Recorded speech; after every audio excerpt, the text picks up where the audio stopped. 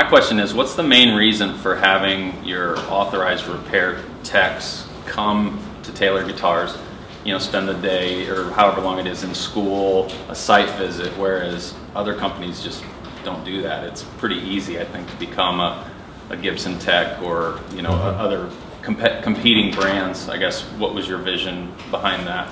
Yeah, the vision behind having people come out here is based on this idea that repairing guitars is actually pretty easy, but repairing the right thing on guitars is actually really hard. And so we teach people techniques on how to work on guitars, but more than that, we teach them techniques on how to diagnose what's actually wrong. The fact is people will go, this needs a new neck. And you're like, actually, it needs to be humidified. No. This neck is no good. Well, let's put some dampits in there for a few days and then pretty soon the whole guitar comes back and they're like, wow, I guess it did need a new neck. So people tear up guitars needlessly all the time. And we, on some of our levels, it's a week of training here. And we do that in Europe too. We have a totally robust, beautiful service center in our Amsterdam location, and people from around Europe have got to come there to become certified. We also want them to know about our electronics, all the versions of them. We want them to know how to get our necks off right. We want them to know how to go, this is this version of pickups. I think we're kind of settled in on pickups, but it took us, 10 years, Trenton, to figure out what our Taylor guitar pickup's going to be and how it works. And so we want them to know specifically about our guitars, and we want them to be better diagnosers of what's wrong. Sure. Mm-hmm. Well, again, I want to thank you for having us. I mean, sincerely, it's just been a great day.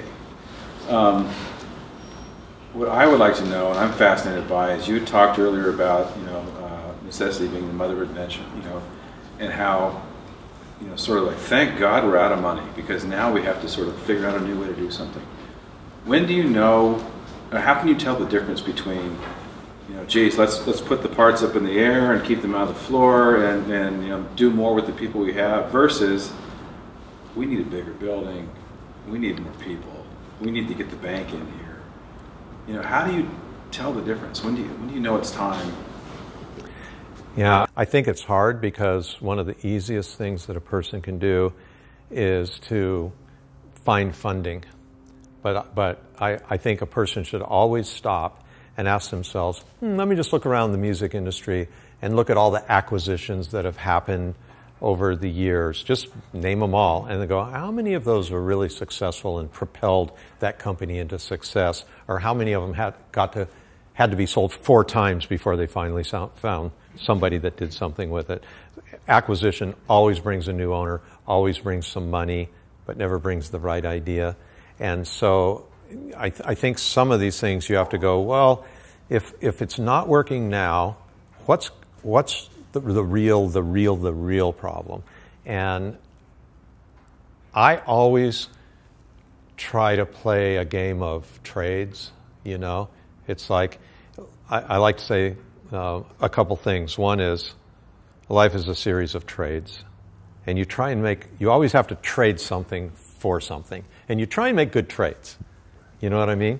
You trade your time for an education, You trade your freedom for employment, these different things. You trade, like we talked about, putting out this incredible guitar right now for waiting and taking your time and doing it slower and maybe get something better for it if you can. And I always like to say, you can have anything you want, you just can't have everything you want, right?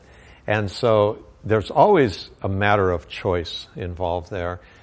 So what I do is I drum up the first thing that comes to my mind, and then I'll ask myself, if I'm willing to do that, would I be willing to do something else that maybe isn't my favorite thing to do, the one that makes me feel the most proud, or the one, that type of thing? Could I do it on a shoestring? Could I start a second shift instead of get a better building? Could I stuff more things in here? Could I maybe rent a mini storage and put some junk in it? Maybe I could throw the junk away and not even rent a mini storage, And so what happens is one thought goes to another thought. And I believe it's a skill you have to develop, and somebody can't I think people probably make a living on being consultants and come in and say, do this, do that. But I think that you learn a lot more when you can think about it on your own. And I don't know if that answers your question, but you have to be your very own worst critic. And I always go back to the guy who's selling watermelons in the truck. We all know that story, and he's losing a dime on every watermelon. So what he decides is he needs a bigger truck. And we know that that's not going to make the difference. He's just going to lose more money. So at some point in time, you have got to get your business to a point of profitability where you go, the profit margin here is good. It's just that the sales volume isn't good. So, for example, I might be making a 50% gross profit margin on a very low sales volume. And then I'll start working, well, I could get my sales volume up, maybe by expanding. I was explaining on the tour that in our company, we made a decision years ago that we'll always lease property, because that was really, in essence, a source of free money, a source of somebody else's money that doesn't come in the form of a loan. Because some landlord builds this building and then rents it to us by the month. How is that different than a bank giving us a bunch of money and us paying them back by the month? Well, there's ownership involved. Okay, really? I mean, why do you need that ownership, I ask. And then we did that, and then we would use financing for capital equipment. So when we bought machines that cost money, we would use financing for that, because it was easy to get financing for that, because it's secured by the equipment. And people who give capital, people who loan money for machines know that people make their machine repayments first. I learned that on my first Fadal. I leased that with $1 payment at the end to buy it. And I'm like, how come you're doing this to me? He goes, I mean, how did I just go like this, and you're dropping a $100,000 machine in my little shop and I'm paying you each month? He goes, the only question is when you're getting your second one, because we know you'll make your machine payment before you make every other payment. We just know that. So that's easy money to get. Then I have my money, my little bit of money wasn't gone away in a building, wasn't gone away in machines, and it was there for me to buy materials and hire people and operate my business. And we ended up having, the ability to then work with banks, but work with banks on terms that is easy to work with them, not hard. Yeah, it was easy. So that's a touch on that. I'm not sure I answered it exactly right, but it's about the trade. You decide, what do I have to trade to get this? What do I have to trade to get this? Yeah. And you make the decision whether it's worth it or not. And and this day, what I'm hoping for is that everyone goes away with, it's about the trade. It's about going up. It's about, using stuff, but I think you do have to trade something. Andy always calls it, would I rather? Would I rather teach 20 people how to become expert chisel sharpeners? Or would I rather make a tool that just does it, even though that's going to be hard? When it's done, it's done. And this is fleeting, right? You could not possibly play every guitar before it ships. No. It's too many. No. Yeah. I can't sign them either. Right. I used to. But But now it's printed, How does it happen? By the way, thank you. You're welcome. Absolutely lovely tour. How does it happen that you have 100 people on a wall that's been with you 10 years or longer? Oh, yeah.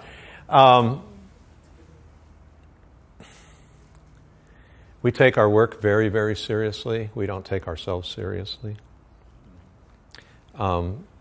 I believe that production is the basis for morale. And if we can take the struggle out of work and we can get our work done, that morale is really high. Being fun-loving is not the basis for morale. Production is the basis for morale. Just watch some episodes of The Deadliest Catch, and it'll prove my point. Because when they're pulling up crabs, it does not matter that they didn't sleep for 4 days. It doesn't matter that they're in class 11 frozen seas. When they have crabs in that pot, they have high morale. And when they don't, they have low morale. Okay?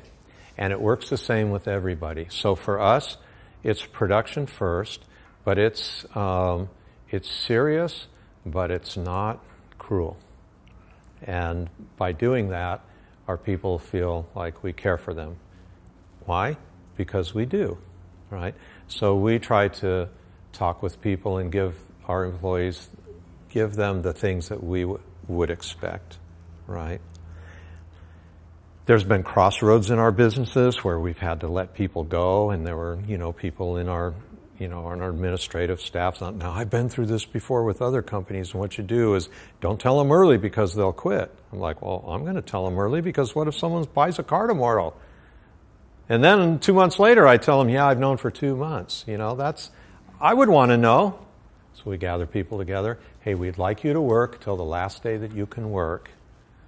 We've been through that kind of stuff. But we're telling you now so that you can make plans, So you treat people with respect. You just really do. The other thing I think that helps is you do have to get rid of the people that just don't fit. Because if you don't, you lose we say help them out. We have to help them out, right? Because if you don't, the people who really care go, oh, what's the difference between me, who really cares, and them who really doesn't care? We get treated the same. I don't get this. So constant message, which means that you've got to do some leading sometime. And I do believe in my deepest, deepest heart that people expect to be led. And if you don't lead them, I don't mean tell them what to do. I mean lead them. No. They expect to be led. And if you don't do it, somebody's going to do it, right? They need to be led. I think all of that adds up to people wanting to stay. Again, without production and profitability, it's without paychecks, without all these things, it's all just a bunch of words. We know where our bottom line profit margin is. We know where a successful company, we always talk in terms of gross profit margin, which is our labor, material, and overhead. Okay? It's not our sales and administrative expenses. Our labor, material, and overhead. What? Our costs of goods sold. That's how we think about our business, how we do our accounting. So if I have a $100 sale, the absolute maximum cost of goods sold that I can survive on is 60%. I need a 40% gross profit margin so that I can use up to 30% of that in sales and administrative expenses and have 10% left. If I do that, we pay our bills. We're not a fun company yet. If I make 45% gross profit, bring this all the way down to there, oh wow, then it starts to be pretty nice. If I can make 48% gross profit margin, then it's the company that Trenton talked about earlier where he goes, they let us explore things that are dead ends. Why? Because if he goes, hey, I did this thing, it's not going to work out. Hey, how much do we have in that? Sorry to say, but we're like $42,000 into it. Okay, well, you win a few and you lose a few. But what you lost on that, you're going to gain one day. It'll come back to you. It's all part of our experience.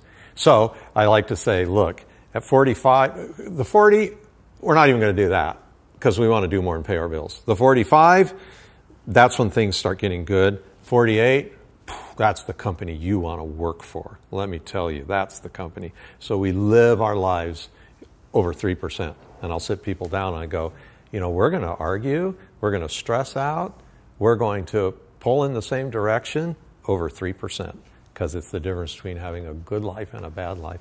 And a good life here keeps people. It keeps them. It really does. Thanks. Joel. Well, so just want to say thanks. I think that we're reading the book and this experience, I can already tell, is having a real serious impact on me, which I think is really cool. It'll probably That's the best take news. a long time to process everything, but the question I have is that it's obvious that you guys are always improving your processes and improving the quality of the product. Is it ever hard to look backwards and think like that guitar from the past isn't the same quality as the guitar that we're producing now? I would say 90% no, it's not hard, and 10% yes, it's hard. Okay? So you're asking, if I look back at the guitar I made 10 years ago, do I feel bad that it's not as good a guitar as we make now? No. No, because I also know that I could have stopped advancing 10 years ago and still have been making good guitars. And that is one problem. When we improve our products, we have to do it, we've had to learn how to do it without hurting the retailer and the consumer, you know, because guitars sort of fit, people buy guitars like crazy now, and they buy them and they sell them. But really, a good guitar could be, if it weren't for the marketplace, a buy once thing. You know what I mean? You could buy a guitar and be done. It's like, I have a guitar. I've had this guitar for 40 years. Neil Young is a buy once guy. He plays that Taylor 855 and that Martin D41 that he bought in the early 70s, and he still plays them today. He's not, you know what I mean? So some people do it. And actually, when you get a guitar that old, it's kind of cool. So those guitars are what they are, and I love them for that. But I always feel like I ate that meal, and I'm hungry again, and I want to make them better. I want to make them better, and I'm always really, really proud of that. We've gotten to a point now to where when we make running improvements on guitars, real running changes that are important, we won't even announce them until about 8 months after we've done them, so that we give a chance for dealers to move, because guitars sort of get sold like cars get sold now, when they never used to be that way, you know. Now it's like, well, what year model is this? And, well, that's last year's model. I don't think it's, what discount do I get? Consumers kind of look at them funny. Why? Because there's more than just guitar players that are buying guitars now. There's consumers buying guitars. You know, guitars are really popular. That's the good part. There are times, like I explained earlier, that I designed the GS Mini to replace the Baby, because when I made the Baby, it was my first foray into a whole bunch of ideas that eventually became the NT neck. It was a way of making something. It was a design of something. I won't go through it all, but there was maybe a package of about 10 processes and designs that I wanted to test, but I couldn't afford to test them on my guitars, because how do I sell that test? Right? And I need to make lots and lots of something to know how it worked. So I did them on the Baby Taylor because I couldn't possibly lose. I wouldn't hurt my reputation while I found out what I wanted to find out. And in the end, we ended up making improvements over that. And so that guitar had, for a long time, even today, a little bit of stability problems because of its design. We've overcome them. We sort of forecast the instability, and we set them up, and they settle in. And we've gotten really good at that. And so when I look at that guitar, I just go, oh, I want to make that guitar better. And then every time I try and make it better, like with the GS Mini, it sells, and then people just buy more Babies. And and people who love Babies, they're like, what are you talking about? This is a great guitar. I spent $199 or to whatever they spent on it, $299, and I've taken it all over the world, and what are you talking about? It's not a good guitar. And I'm like, I'm not saying it's not a good guitar. I'm just saying it's not one of my proudest moments, you know? So I struggle with that all the time. All the time. And for the first years that I was in business, 20 years before the NT neck was introduced on year 25, I would go into a store, and the first thing I'd do is look down the neck of a guitar, and it would just be like, oh, I'm so embarrassed. Oh, my guitars suck so bad, you know? But now I don't have that feeling. They are as good as I always hoped they would be in that regard. I'm going to try to formulate a question. It's been really overwhelming. I don't know if it's been overwhelming. It's just been really impactful for sure. So thank you. Really quick, I came into this basically in the market of string making, where I'm completely like the smallest probably string maker in the world. And we used to make strings like everybody else with hex core. And when I took over the business, I was like, why are we making strings slower than Elixir or Ernie Ball or anybody? And they're still the same string. So I changed it all to round core using our handmade process, and the quality went through the roof, and the response and the result was amazing. Then we found a niche. We're like, wow, we're probably I think we're a really good string making company, and we're doing stuff that's like impressing us. Like, we didn't realize the potential we had to make longer lasting strings, better tuned string. So now the question is, like, it's all fallen on me to do every single guitar string and develop every single new instrument string in the company. It's just kind of scary because it's all on me.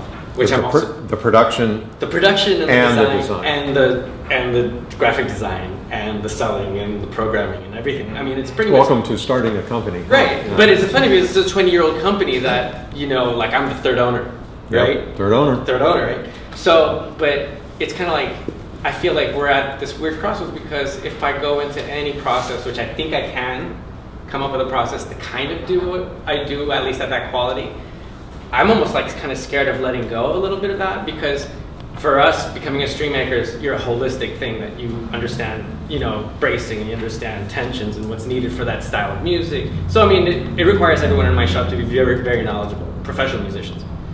And it's like, you know, you're talking about getting ordinary people to do this one step in this multi-step process to create this quality guitar. The string, from start to finish, requires someone with that 10,000 hours. So, but they don't need to know everything about guitars and how to formulate a set and balance them out and set them up. They just need to make the string, but at the same time, I feel like, I don't know, it's hard to let go a little bit. And I'm also afraid of, you know, losing what is my edge, which is quality. You know what I mean? Like, I tell people I kiss every string. I do. Sometimes I rap at it. I almost I think one session I kissed every string that went into an order. I don't know why. But, you know, it's like, you know what I mean? I was like, God, just don't lick them. You're right. I was proud to get through like 700 strings that session. I was like, you know, God bless every one of you, my children. But it's also scary too. Like somebody said at lunch, I was like, you know what happens when you break your finger? And it happened. I broke my foot. And thank God I did, because then I started my website thanks to Doug Carroll, and it helped out my business. You know what I mean? It's like, so it's almost like, I don't know. I feel really in a weird, mixed up place. Like, I know me by myself, I could run my entire company of just guitar, just the one line, by myself. You know what I mean? But I'm trying to build this company of 4 people just right now, and we're trying to distribute these high quality strings, which we can't make any faster. And so it's kind of like this weird thing. It's like, I feel like I'm almost more profitable as a single person making these very high expensive strings for a select group of people. You know what I mean? But then I also see this potential to live beyond that. It's like, you know, you're almost like a one-man operation, and you're making $500,000 a year. I couldn't even dream of doing that as a one person making one string at a time.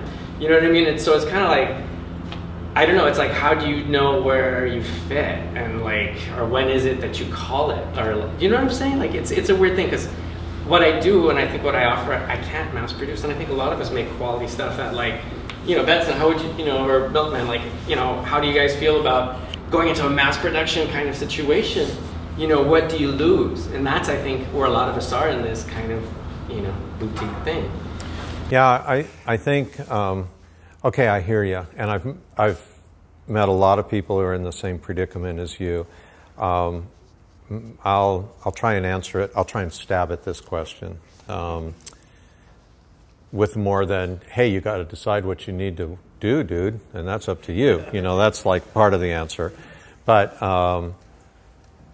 for me, it was never a struggle like that. You know why? Because my first guitar sucked, and my next guitar sucked less, and my next guitar sucked less as I built my company. So I never reached some state of incredible craftsmanship and then had to step backwards from that to mass produce it. Yeah. my guitars have been mass-produced since the day I handmade my first guitars. Like I was saying, I made 22 guitars a week with those 13 people you saw in that picture out of 1,500 square feet. If that's not mass production, I don't know what is, you know. It's a small version of it. And so I've always, always, always felt really, really good about the idea for myself that I have two potentials in my business. One is the design of my guitar, and the other is my ability to produce the design, right? And so the design is either going to be good or medium or bad, right? It's going to be an okay design. It's going to be a super design. It's going to be a sucky design. And then the other part is, can I actually, this thing that I have in my head, can I make that? And boy, then you go, oh, I can't actually make it. Why? Well, I don't have enough skill. I tried to cut a hole that was square with a chisel, but I'm a dork with a chisel, and so I can't do it. Okay, well, do I change the design? Or do I make something that will make a square hole? So in a way, I have more opportunity than a string maker to keep the love in, because your next step is a machine that does it, right? And string winding equipment now is, people end up building their own string winders because they have their own idea of how to do it. It's incredibly sensitive and computerized, and at some point you ask yourself, well, I wonder if it could be mechanized. I wonder if a machine could do as good a job as me. And then you start making those trades. Yeah, I mean, you talked about the trade. Like, I look at DR, right? Run-of-core handmade string company, and their cachet went way down because you couldn't count on that consistency. You don't want to pay that, and then their price points went down too, which killed the brand. Because I don't know. I mean, I've learned, thank God, for Daniel, like, and all these folks, I got to raise my prices for what I'm doing. You know, I mean, I'm luckily, I think I'm on a trajectory where I still have these choices to make. But it's like I'm looking at DR, and that's where I don't want to end up. Right. Or like Gibson or somebody like that. Yeah, so you could, I've known some guitar makers that have stayed one-man shops and have paid their dues and have gotten to where their guitars are worth a lot of money because there's more customers that want to buy them than they are able to make. Then they can't supply the market, so naturally the price goes up. And a couple times it's taken a couple of real cathartic episodes for that to happen. Do you want to hear a really interesting story of how James Olson guitars got to be worth so much money? Because they're worth a fortune. And here's how it happened. He struggled and struggled and struggled and struggled to make guitars like the rest of us. Finally, one day, he calls me, Bob, it's Jim Olson. Business is incredible. I've got 200 guitars on order. I have a 50% deposit on every one of them. I collected enough money. I finished. He had 10 acres. He had a half-done house and a half-done shop. I was able to finish my house and finish my shop. I bought some stuff. I'm making guitars. It couldn't be better. Some time goes by, I don't know, a year, something like that. He calls me and he goes, oh, Bob, man, life is tough. I'm so in debt. How did you get in debt? All these guitars I have deposits on. I'm in debt. I owe people guitars. It's a debt. That was interesting. He goes, I'm not taking any orders till I pay off this debt. I can't. Okay, so what happened to make him think that was he was working one day and his table saw caught a piece of wood, kicked back, and shot a piece of wood right past his face, and it stuck in the wall over there. And his immediate thought was, whoa, that was close. And his second thought was, if that would have hit me, my wife would have been $250,000 in debt. Right? And so he quit taking orders until he paid off his debt. It was a true, honest thing he did. There was no hype to it. He'd call me every 3 months and go, oh, I'm only 100 guitars in debt. I'm only 50 guitars in debt. I'm only 20. He called me on the day. He goes, I paid off my debt. I made my last guitar. What are you going to do now? Well, I don't know. But I was focused singularly on that, right? Okay, so the next day, so what happened in the meantime, you couldn't buy a guitar. People would write him a letter and say, I'd like to order a guitar. Well, I don't take orders. You know, he's from Minnesota, you know. And I'm not taking any orders. And then, you know, well, what can I do? I can't buy one, can't order one. Can I get in on a list? Well, I don't have a list, you know. Well, what should I do? Oh, send me a letter of your hopeful intent and I'll put it in my drawer, you know. And then so a woman started selling his guitars used on eBay. Next thing you know, they're selling for $12,000 a pop because you can't get one. Used ones.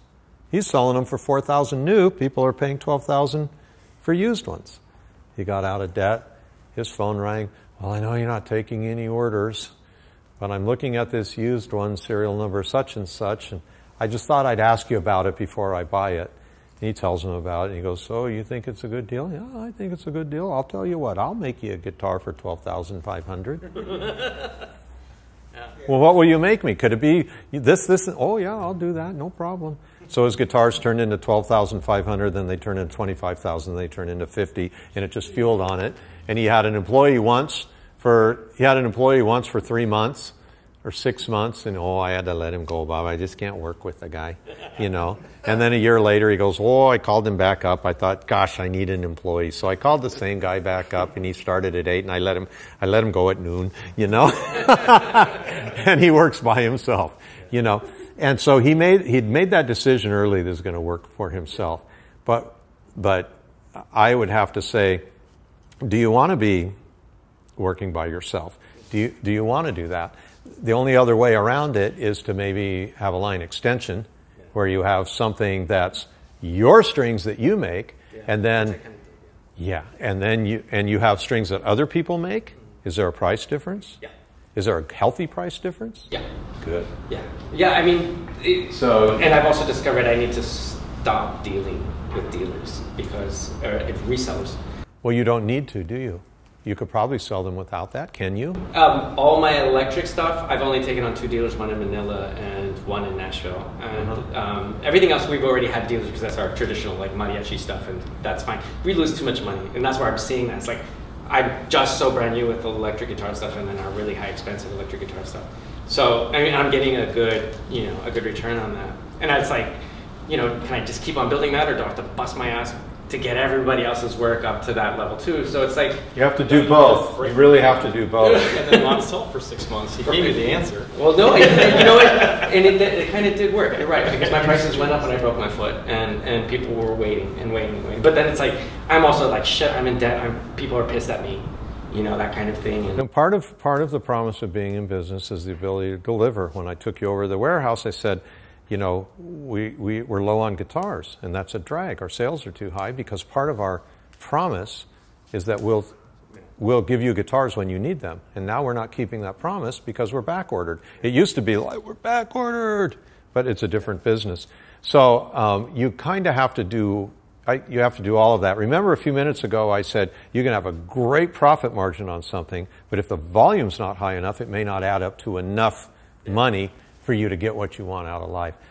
I would say that in the end, the most wonderful thing is the high morale of good production. For sure. It really, really is. And if a person is struggling with selling out, the selling out thing, my thing used to be, there's a lot of business that start with love and they turn into business. You have an enterprise, and your enterprise deserves to live, and I think that you can make decisions that's good for your business, even if sometimes it hurts a little bit here because you think that maybe you're going back on a promise that you made to yourself. If that promise is not working, that promise that you made to yourself is leaving you in the poorhouse or living a life that's lower than your customers' lives, then you need to adjust your promise and rethink. You have the complete right to change your mind about some stuff and do what's good for you. And I always looked at guitar making when I got into it as, you have to suffer to do this, but my clients don't suffer. I want to at least live the same life that my clients live, and I'm going to try and elevate guitar building to that. And so that was one of my purposes. And I think you might just want to free yourself of that. That's the psychology lesson of the day. But if you're suffering with that, I mean, don't let it hurt. It feels like, I know there are a lot of things, loose strings, like especially, the dealer issues, the margins and all the price points and that kind of thing. And bringing up everybody's production to my thing, like, you talk about sweat equity. Like I got hundreds times more anybody else in the company, and I'm not the original starting owner. It's like, but that's what it's taken. So that's why it's like, I'm about to have a baby next year, by the way. Congrats. Thank you. And so it's like, all right, I told my wife, like, all right, we got 2 years before she graduates high school, and the other one has to get to school and all that kind of thing. We have a few years, and it's like deciding whether I want to stay with my partner, deciding whether I want to, do dealerships, deciding whether I want to go off on my own or just work on this line. There's so much that it's like. Yeah, you got to decide what's best for you, and you got to decide what's best for your brand. Yeah. And if you are the alter ego of your brand, then you have to look at both of those two things as one thing, because you are your brand. Well, I became the brand. You became the brand. Yeah. So save the brand and save yourself. That's what I would do. So I think my question dovetails kind of nicely in there.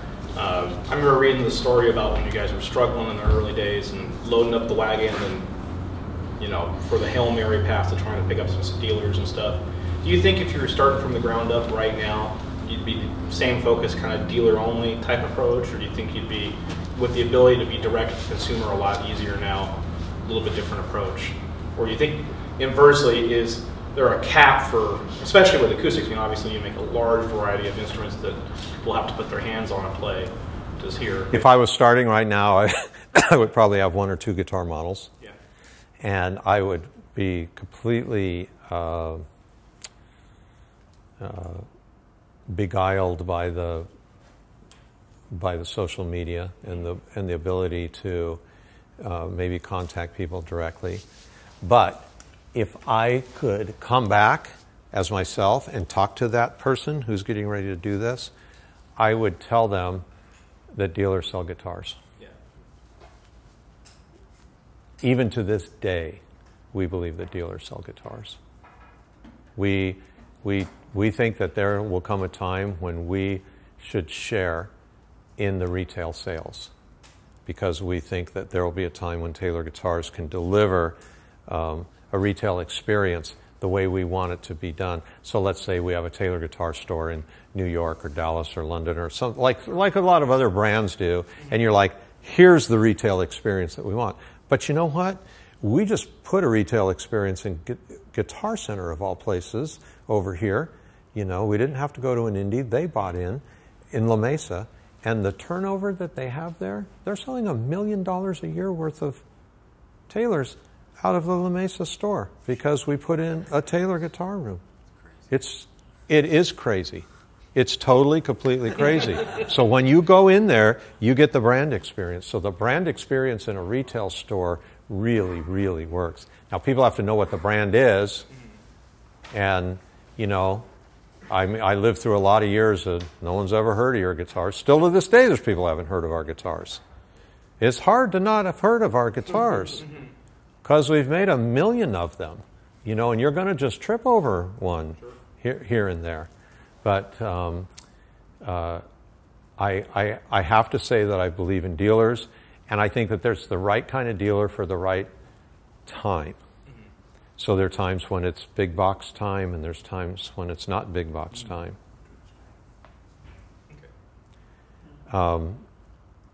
Indies are great. Our indies have come back alive. I thought that they were just going to go out. We started pouring a lot of money and effort into indies. We do this, what we're doing here, we do with our dealers. We bring 200 dealers a year here. We pay for them door to door. That's how everybody knows how to put out things for you to eat and drink and be hospitable, because we do it as a matter of course all the time, being hospitable to our dealers, and we marinate them in our sauce for 3 days, while they're here, and they become, they become better salespeople. But in the end, dealers sell guitars. Dealers sell guitars. And it helps. I would do it again that way. I would probably want to share in it from day one. Right now, it'd be hard for me to get into it. I wish I'd had the ability to share in it from day one. You had mentioned earlier about, and also in your book, you had mentioned about outsourcing some of the things to do. Yeah. And you're sending money for someone else to do it when you could very well take that money and use it yourself, or you get that money instead of getting Pay myself. Yeah, right, to do it. Where in the past what's critical mass, and what's kind of broad strokes of the guideline to say when this happens, I can no longer afford to pay myself because I'm hitting the ceiling of what I can do versus in my business and probably, I'm assuming others, is that you're too small to do it all by yourself, but not big enough to hire other people to do that. And there seems like such a gap that once it's crossed, I don't know if you've ever smoked meat before. There's this stall when you smoke meat, and I feel like I'm stuck in the stall. I can't get it to get to that higher temperature. And where is that? What are the, how much do you? And I use the word very conservatively. How much do you neglect your family, or your time, your resources, your rest, to do it yourself until you get to the place where you have to make that jump across? Well, I would say I had an advantage because I was 19 when I started. So those early years, I was young. I was the age of somebody in college who, is spending 5 years having no money and doing what they're told. And I was doing that version in my own business. When I had a family, I got married when I was 22. It's like you have to run your business almost like you're having an affair. You have to hide the fact that you have a business from your family. You really do. You have to learn how to come in and get in a 6-hour day on Thanksgiving morning before everybody's up and wants to enjoy Thanksgiving Day. You have to learn how to do that. If you're because you can't trade that for being gone all the way up till dinner time and then going back afterwards. You can't do that. And the fact is you probably got to work on Thanksgiving. And the other fact is that production is the basis of morale, and your morale is going to be bad if your production's bad, even if you think you need the time. So you have to learn how to rest in between work, and you have to learn how to hide it from your family. You have to learn how to keep it out of their grill. You know what I mean? Your problem can't become their problem. So that's just a skill you have to do. Hiring people, to me, is a little bit different thing than outsourcing stuff. But right now, if we wanted to, we could build an electronics company, but we outsource our electronics, and we do it in the United States, and we have better prices than we can find in China, and we get incredible prices and great quality, and there are people out there that are running businesses like that, and we have those circuits made, and so in the electronics world, I think that outsourcing some of this stuff, unless you're hand wiring, there's still parts of that the cost of entry is just too high. The cost of entry into guitar making is really low. You can buy, well, there was no such thing as a kit when I first started, and there was no such thing as guitar tools when I first started. You buy wood at the lumber store, you buy a hammer and a chisel at the hardware store, you start making guitars. There was no guitar shop supplies. Stuart McDonald was around, but they had banjo parts. They sold J-bolts and, planetary gears and banjo heads and hoops and rings. But there weren't really a lot of guitar tools, no videos, no how-tos, no sets, no anything. And but the cost of entry to make a guitar is really high. When we started making cases, are really low. You could start making guitars by hand. When we started making guitar cases, that cost of entry was high. You couldn't even make the first case to see if you wanted to make cases without making the tools first, because you had to press that plywood into those shapes and make those boxes and buy the riveters and the sewing machines and the everything to cover it and latch it and plush it and the glue spreaders and all that kind of stuff. And so that was one of my first experiences of, wow, well, I can't outsource guitar cases because that would be the same as buying them from somebody, and they didn't work. And so I think for me it was pretty easy because there were a lot of little things I was buying, bindings, purflings, inlays, rosettes, all that stuff. I started doing it myself. And then I trimmed down on my employees. I really did. And I worked harder on, and I spent almost no time in, I don't mean this in a bad way, hanging out with other people trying to figure out what I need to do to make my business better, because I already knew. And I just knew that. So during those days, we had symposium after symposium after symposium after symposium. Hey, are you going to? I'm like, no, I got work to do. I mean, if I ship guitars, my life's going to be good. But if I spend some money and fly there and hang out with a bunch of losers like y'all, I'm just going to come home and be 4 days behind in my work, And so I really, it's kind of like guitar players call it woodshedding. I just woodshedded. I just got down and I just worked. And I shipped guitars, and that lasted for a really long time. There comes a time when you have to hire people because you are moving into that realm. And it's a struggle. It's not a, people always say, when was it that it changed? And I go, well, that's like, when was it that I grew? Did you grow when you were 14? Well, yeah. And I grew when I was 13 and 12 and 11 and 10 and 9, 8, 7, 6, 5, 4. I grew all those years, And so that's how your business is too. You do get to those points and you've just got to make it through. But you can remember, always remember, that you can win by default, especially if you make more good decisions, more good trades than bad trades.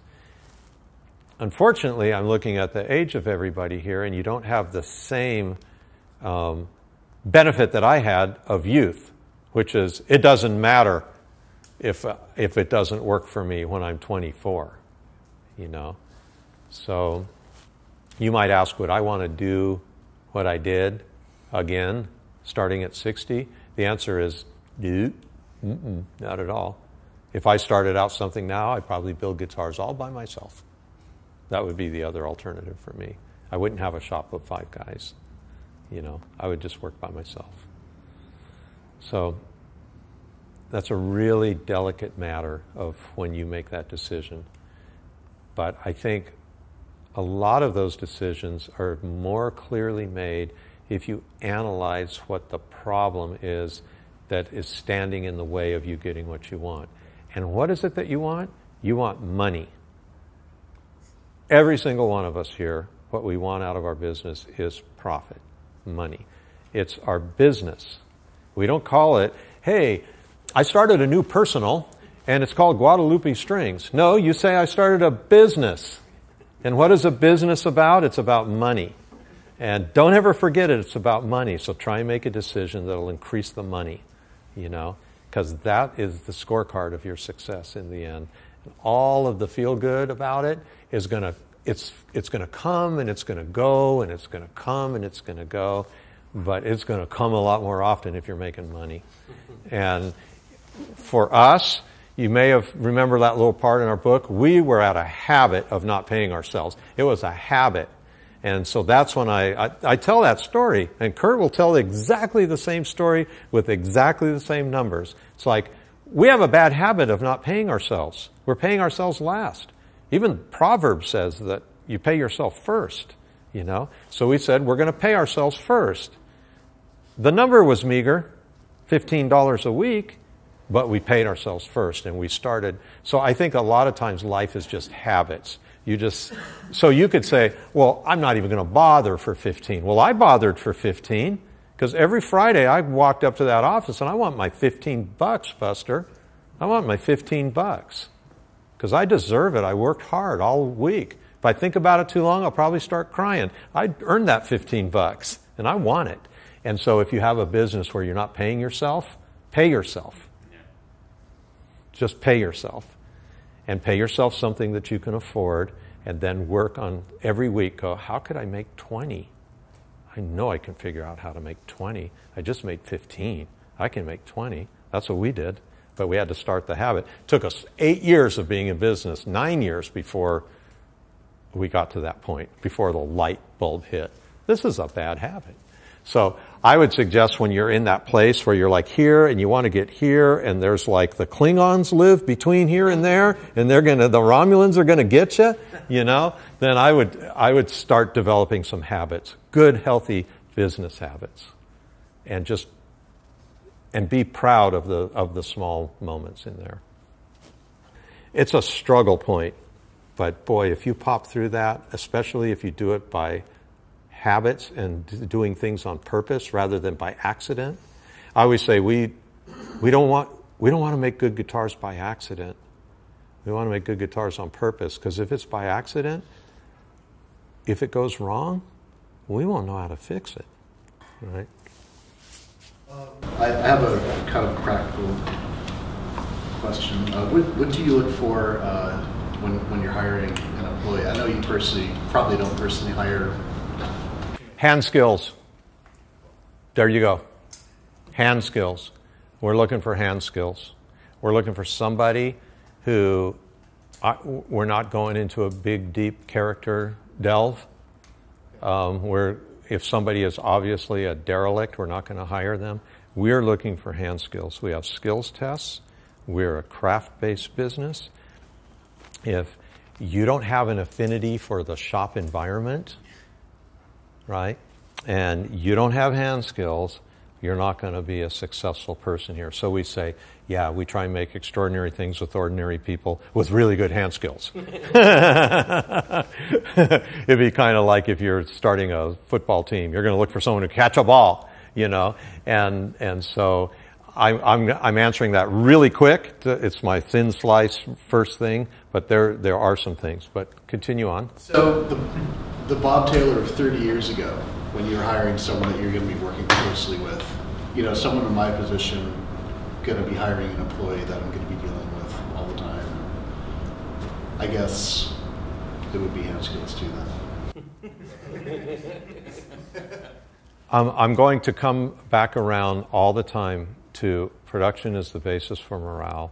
And a lot of times what I see with people with small businesses trying to expand it, they're looking for personality before they're looking for skill. Or they'll take really good experienced skill with a known bad personality, so they swing too far the other way. So the last thing you want is a prima donna who is unmanageable, who is just going to bust your chops every single day, and it's just going to be miserable for you. You don't want that.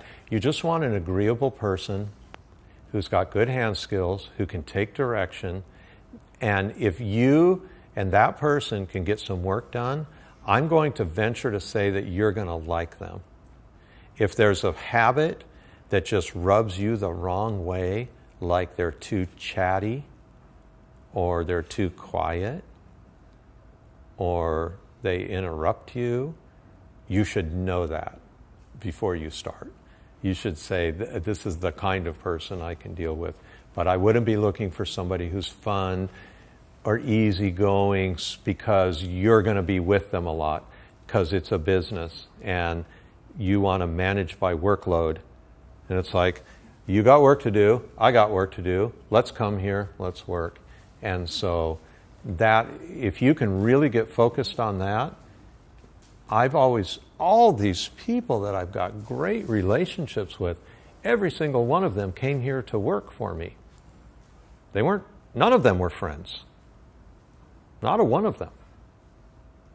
I don't hire my friends, because I don't want to fire my friends. And now when someone wants to work for me, I go, well, you can be my friend and come over to my house for a barbecue and tell me how your job sucks and you don't like this, or you could be my employee, but you can't be both, because you don't get to come over to my house anymore and barbecue and tell me how your job sucks when you work for me. You don't get to do that anymore. So what thing do you want to trade? Because I'd rather have you as a friend and have you struggle through your own life than think that I'm going to solve that for you. And so I've got dear, dear friends that work here, but they all came to me because they could help me work. And so I'm sensing a little bit that might be what you needed to hear, but I'm not sure. Yeah, you're absolutely right. I have been hiring some friends, and it's weird. Yeah. It's too weird. Just get a person who is interested in working I'm going to tell you something else that's hard to hear. You don't deserve good employees yet. My daughters have a brand new business. I tell them the same thing. They've got a nice business. Oh, Dad, my employees. I'm like, you guys don't deserve good employees yet. You're not a good enough employer yet. You have to be a good employer to have really great employees, you know. When you get a really good relationship going, there are people that have that. It's really good. But in reality, you can't just say, I deserve great employees. If you get it, that's awesome. But you don't quite deserve it yet because you're not. So you can look way ahead, and we would be the opposite end of the spectrum. We deserve some good employees because when you come to work here, it's all laid out. You know, you're going to make money, you're going to have benefits, you're going to have vacations, we're going to take care of you. You can sue us. I mean, the whole world's open for you if you work here, you know. And so we've gotten that far down the path, but in the very beginning, you realize that, you know, I need someone with hand skills who doesn't rub me the wrong way. And I just need a person, and I'll get to know them on the job. And what would be really nice is you don't have a lot of baggage in the way, because there's nothing worse than managing your friends. And that sitting around on a Friday night, drinking a beer, talking about, man, it'd just be awesome if we could work together. It's like, whoa, run from that, you know. Just run from that. You need to meet people that you don't know. My daughters have gotten into, well, I'll tell you what they were told by someone who helped them consult. They said, the people that are going to really make the difference in your business, you don't know yet, you know. So that's kind of a good little thing to remember. There's going to come a time, for you when you're going to be able to say, here's what I have to offer. But right now you're offering a dream and probably a small wage, you know. I say that's hard to hear, but if you give anybody a job, that's an honorable thing. And I don't think that anybody in this room should hang their head about the size of their business or about what they have to offer. Because what you're doing is harder than anybody is doing out there, you know, and it's an honorable thing. So always be proud of it. But, you know, try not to get your friends involved.